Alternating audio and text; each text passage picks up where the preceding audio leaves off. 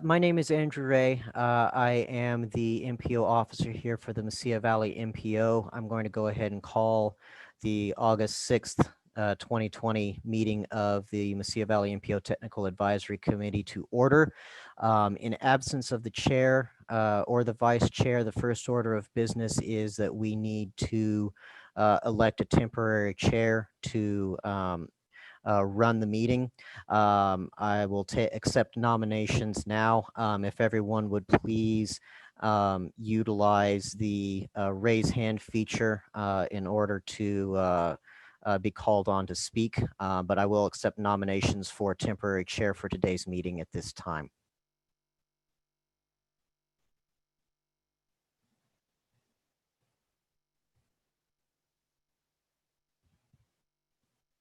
Yes, Allison. Can I nominate Debbie? Debbie Hudson. Sorry, is that okay, Debbie? Miss Allison Jinks has nominated Miss Debbie Hudson to be today's temporary chair. Debbie, do you accept the nomination? Or excuse me, I guess. Well, I'll ask if she'll accept the nomination, but we do need a second. Yes, Andrew, this is Debbie Hudson. I'm just not certain whether that's a conflict of interest, being working with the MPO as the planner. That topic came up before, so I'm not certain I can accept it.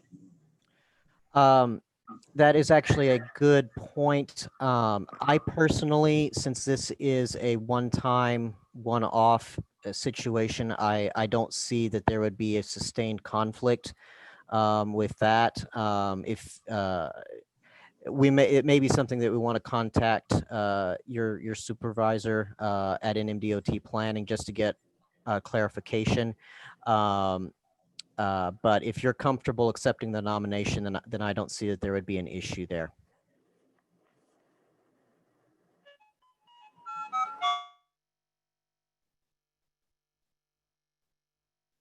Debbie, you've muted yourself again. I said, yes, I can accept it as a temporary. Okay. Do we have a second for the motion? Calling on Rod McGillivray. Second. Okay. Very good. We have a motion and a second. I'm going to go ahead and call the roll. Hold on just a second. All right. I'm going to go ahead and call the roll here. Honestly, I apologize to everyone. I know I normally do this in alphabetical order, but it's probably going to be far easier for me if I just read it off of the participant list rather than trying to do it in alphabetical order. But I will do Debbie last since she's the candidate. Miss Allison Jinks.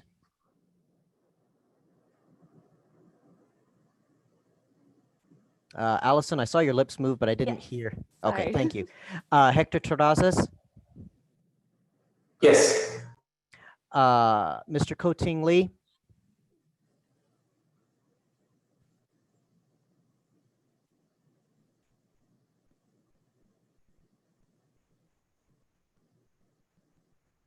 Mr. Lee. Here, I unmuted myself, sorry. We're asking for a vote on Debbie being the chair for today's meeting.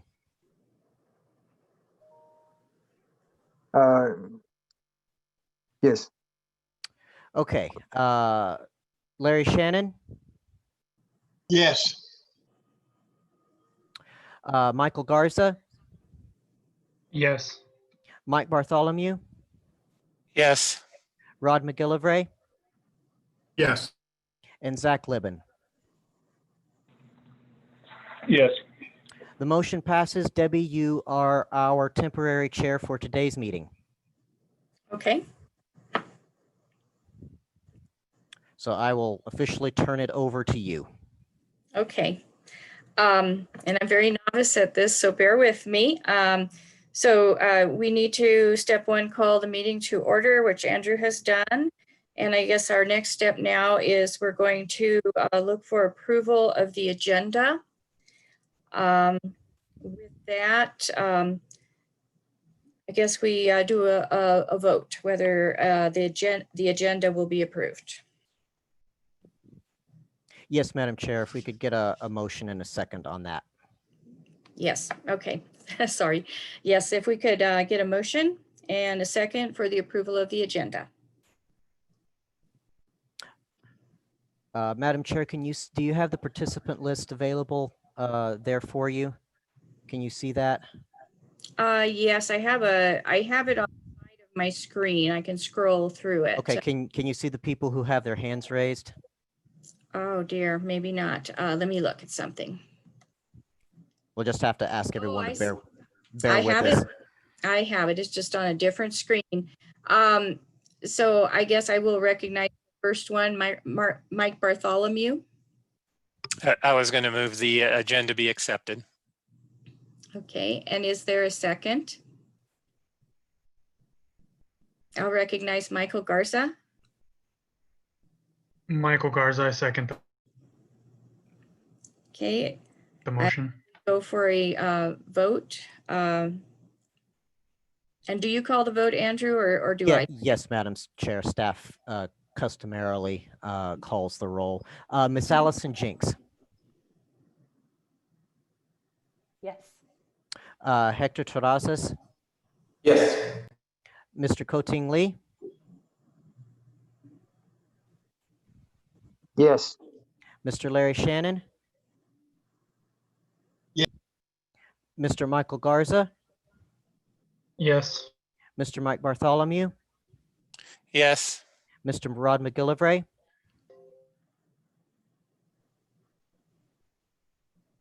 Yes. Mr. Zach Libben. Yes. Madam Chair, the agenda is approved. Thank you. And then moving on, we'll move to approval of the minutes from July 2nd, 2020. And I'm looking for a motion to approve.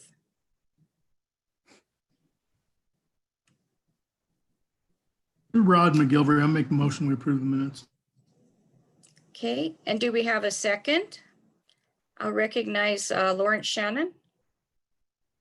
Lauren Shannon, I second the motion. Okay, thank you. And we'll have Andrew do the vote. Madam Chair, I have to apologize. I have forgotten to call on you to vote each time. So try to Oh. remind me at the end of this vote. Anyway, Mr. Larry Shannon, Yes. Miss Allison Jinks, Yes. Mr. Hector Terrazas, Yes. Mr. Coting Lee, Yes. Mr. Michael Garza, Yes. Mr. Mike Bartholomew, Yes. Mr. Rod McGillivray, Yes. Mr. Zach Libben, Yes. and this time, Madam Chair. Yes. Madam Chair, the motion passes. Okay, with that, then we'll move on to if there is any public comment.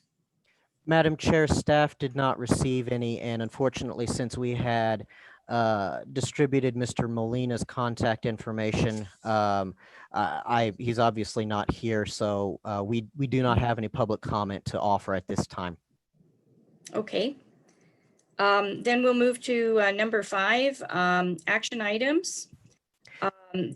This is the Transportation Improvement Program amendments for FFY 2020 through 2025. And I'll go ahead and turn that over to the MPO staff. Thank you, Madam Chair. I would like at this time to introduce Mr. Dominic Loya, who will give this presentation.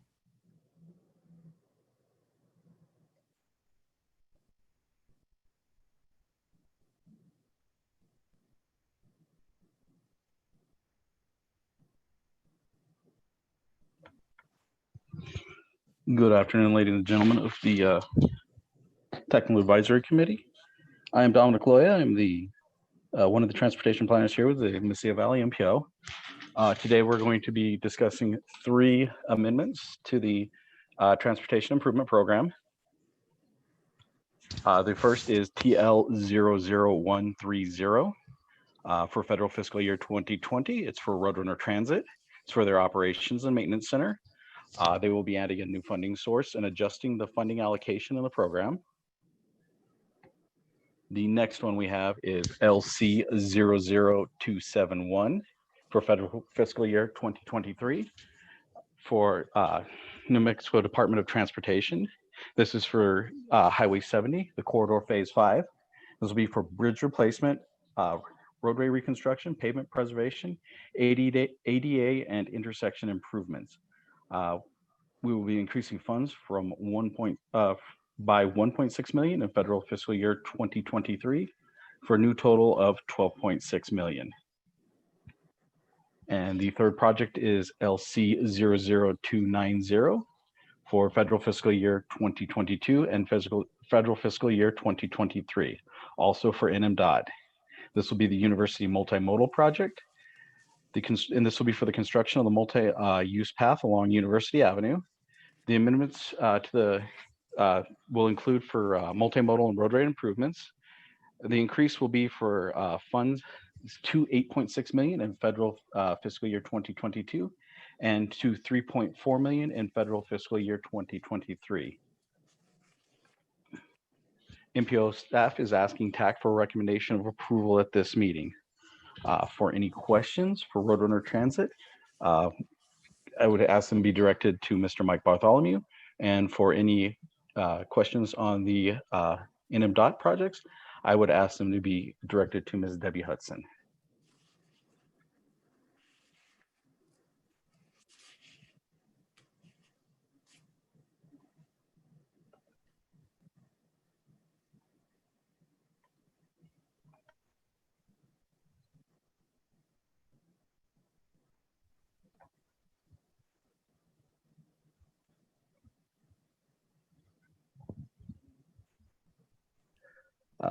Appears we have no questions. So would we like to proceed with the vote, Madam Chair, or for a motion and a second?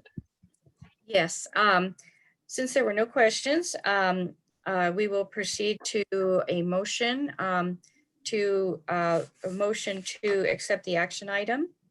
And I'm looking for a motion. I'll recognize Allison Jenks. Ask a question if it's not too late. Oh, no, fine. So where will the funding for the increases be coming from? Is that already in the budget? And you're referring to the key projects? Yeah, for the, I guess all of them are getting an increase. So where is that all those increases coming from? I can speak to the LC 00290 and LC 00271, the US 70 and the university projects. Also, I believe Jolene Herrera has joined the meeting. So Jolene, if I miss anything, feel free to pipe in, but the multimodal roadway improvements for LC 00290, 3.6 million comes from the NHPP, 5 million from STPS in federal fiscal year 2022, and then 3.4 million will be in STPS in federal fiscal year 2023. On the second one, the LC 00271, detailed funding breakdown would be 4,010,230 from NHPP, 5,594, excuse me, I read that wrong, 5,594,720 from STPS, and 2,995,050 from STPF. Hi, Debbie, this is Jolene. If I can just kind of jump in maybe and add a little bit more clarification. So those are the breakdown in funding categories, but the additional funding is coming from District 1's allocation of their federal funds. So they made a commitment to fully fund specifically the University Multimodal Project a couple of years ago. And the cost keeps increasing, but Trent Doolittle, the District 1 engineer, has kind of stuck to that commitment that he made. And so they're just taking some of their own funding. that they could allocate towards a different project and putting it towards this one. The same thing with the US 70 project. It's just that it's in their priority list. And so they've allocated some of their target federal funds for that project. Okay, thank you, Jolene. I appreciate it. With that, are there any other questions? This is Mike Bartholomew. I can speak to it because she asked about all of them with the transit one. The funds that we have that are showing in fiscal year 20, we had an $11 million grant from the Federal Transit Administration under the State of Good Repair program for our maintenance and operations center. And the city's going to raise $5 million through a bond process to match that. Transit also typically uses its 5307 funds for its operating, but with the CARES Act funding, we're using the CARES Act funding for most of our operations in our fiscal year 21. And then we had leftover 5307 funds that we hadn't spent before CARES from fiscal year 19 apportionment, and we have all of our fiscal year 20 apportionment of 5307. So the city is dedicating all of its 5307 for those two apportionment years plus the city's match to this project. And then we know the project is approaching $25 million, so we put the difference in the out years while we look for the funding. That I could take any questions.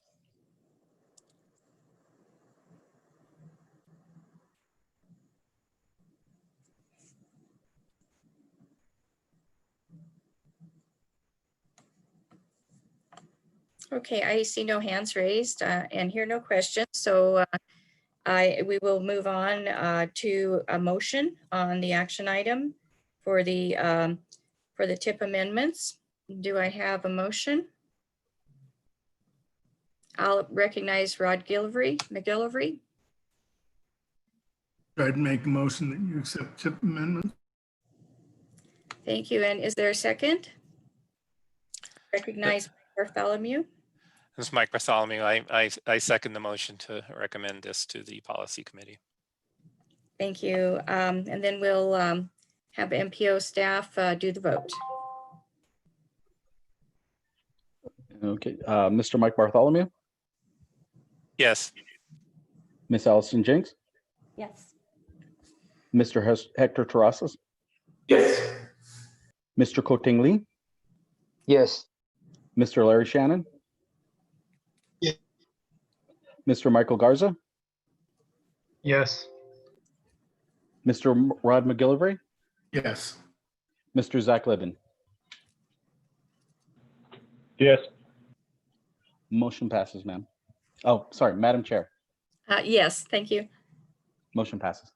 All right, then I guess we'll be moving on to item number 6, discussion items. We'll be discussing the 2-year STIP cycle, and I'll turn that over to MPO staff. Thank you, Madam Chair. This is Dominic Loya, the transportation planner again. So we have a letter in your packets. It's on page 20 from Mr. Justin Reese from the Deputy Secretary of Transportation. At the beginning of the year, we were discussing going to a 4-year TIP cycle. As we can see upper in the NMDOT, at the transportation level or the transportation secretary level, they've decided that we should stay with a 2-year TIP cycle. So we will be adding later on this year a amendment to the UPWP because we did not have a TIP development in there. So there's just some of the stuff that'll be coming for in the future. So this is just a chance to discuss it. Madam Chair, this is Andrew Ray for the record. Just one other note, the UPWP amendment is going to be, today serves as the formal beginning of the UPWP public comment period. We are going to be bringing the UPWP amendment for action at the August BPAC and at the September TAC, and then it will be up for consideration at the September Policy Committee meeting. Thank you, Andrew. I'm writing that down.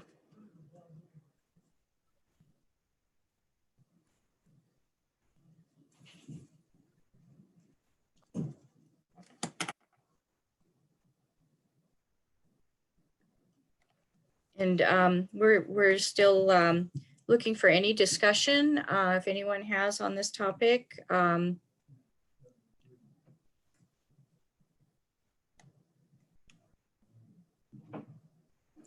Okay, I see no raised hands. We can, if nobody has a discussion, we can move on to item 7. This is Mike Bartholomew. I'm sorry, I raised my hand at the last second. Okay. I had a question of the MPO is what was the reason for the MPOs wanting to go to the 4-year over the 2-year? Madam Chair, Mr. Bartholomew, this is Andrew Ray for the record. Mesilla Valley MPO staff is ambivalent one way or the other. We don't have a strongly committed opinion. So this was an initiative that actually, to the best of my recollection, started within the STIP unit of NMDOT. But the Albuquerque MPO, the mid-region MPO, was very supportive of the idea for them from a record keeping and project monitoring standpoint. It made a lot of sense for them to proceed forward to move to a 4-year tip as opposed to a 2-year tip. Mid-region is in fact going to continue to do the 4-year tip cycle. They've already notified the state of that. However, as I said, Mesilla Valley, we don't have a strong opinion one way or the other. In a way, it's actually advantageous to keep the 2-year cycle because that means that there's a lot less chance of a loss of institutional knowledge over the course of 4 years. Especially with a small staff and a small MPO, you could have everybody turn over and then nobody's going to remember how to do the process. Whereas with a 2-year cycle, it's a lot less likely. Now, not saying that anybody were expecting that or anything by any stretch, it's just a theoretical. So we're going to go along with the state's recommendation of continuing with the 2-year cycle. It's my understanding that the other small MPOs in the state are going to continue on with the 2-year cycle. We do have Ms. Herrera on the line with us as well. I don't know if she has anything that she would wish to add to that. Thanks, Andrew. Hold on, let me turn on there we go, my camera. No, not really. It was just, it's something that we wanted to explore with the MPOs just because of the amount of time and effort that goes into updating the STIP and the tips for the large MPOs every 2 years. It's quite a bit of effort and that's okay, but we have a pretty stable program right now. Back in the past, it was about 10 years ago, we went from a 4-year to a 2-year cycle just because there was a lot of instability in the program and we were doing constant amendments. Since then, we've put STIP procedures into place that have sort of stabilized the procedures that we go through. And so we've taken that instability out. And so we thought this was a good opportunity to move towards going to that longer update cycle. And then of course the pandemic hit. And so with that comes a whole lot of uncertainty. And so that's where our upper pull back and say,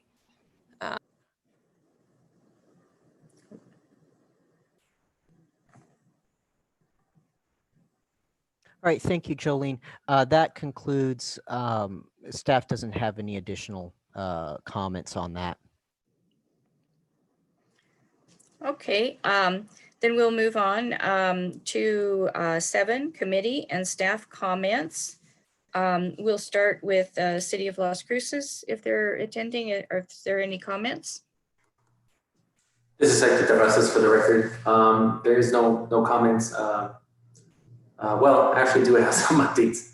The city is doing they're starting their pavement maintenance program. They're going to be doing some overlays, and they already started this past week doing some residential streets. I don't know the list off the top of my head, but if you guys want more data, more information on the specific projects, the City of Las Cruces does host a map. You go to Public Works and CIP projects, and there's a map. It's a very interactive map that lets you know when the projects are scheduled, they're in design and construction, and when they're scheduled to be completed. And that is all. Okay, thank you. Next, we'll look for comments from Doña Ana County. Madam Chair, other than Mr. Garza from the Flood Commission, we don't have anybody from the county present unless Mr. Garza wants to give an update. Andrew, Madam Chair, usually the project updates come from Public Works and Engineering. So we have nothing on our end over here, so. Okay, thank you. Next, we'll move to Town of Mesilla.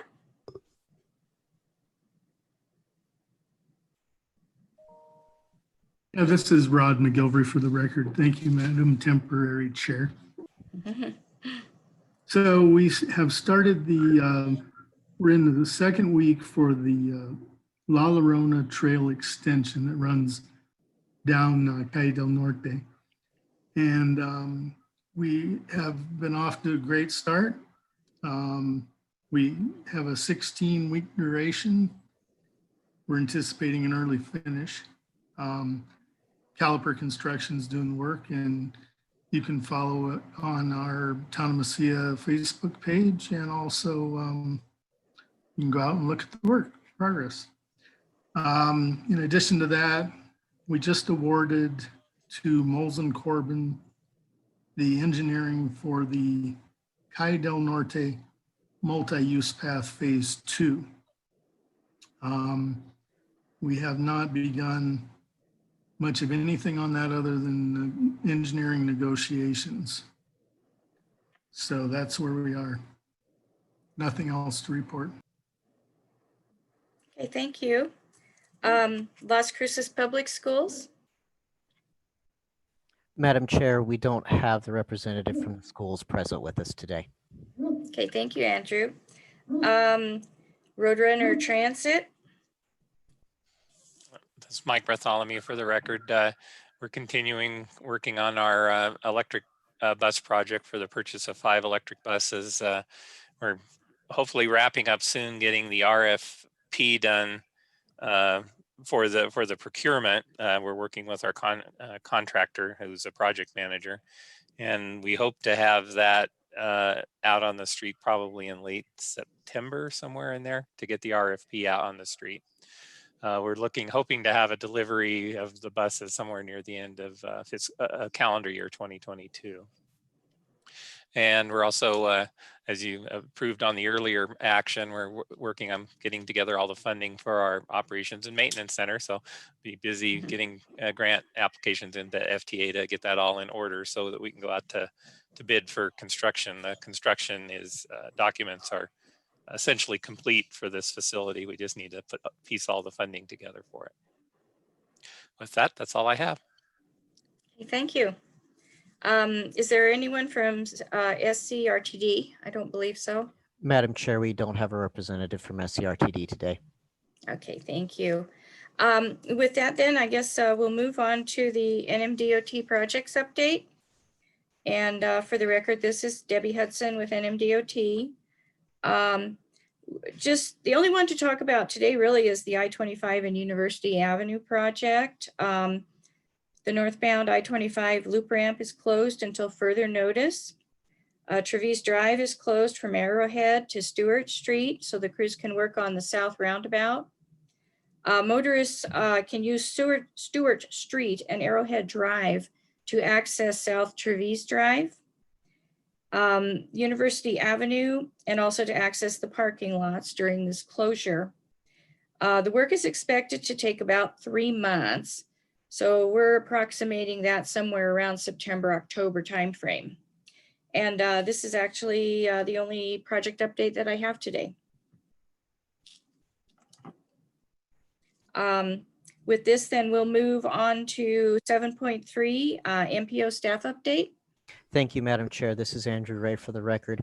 We only have one MPO staff update to make today, and it's a good one, but it's a sad one. Valerie Sherman, who's been with us for nearly 2 years now, has just accepted a position as a senior planner for the city of Midland, Texas. So her last day with us is next week. We've been very glad to have Valerie with us. We're very glad that this job offer didn't come until after the MTP was done. I can tell tell you we're very happy about that. But we're very happy for her. This is a big step up for her in her career. Sad that we're losing her, but we're very glad for her.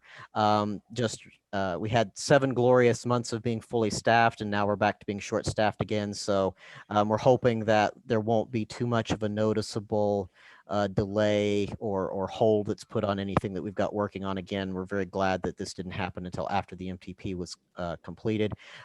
We obviously will be working on filling her vacancy with as much speed as is possible for us to do. With that, I don't believe we have anything else to update.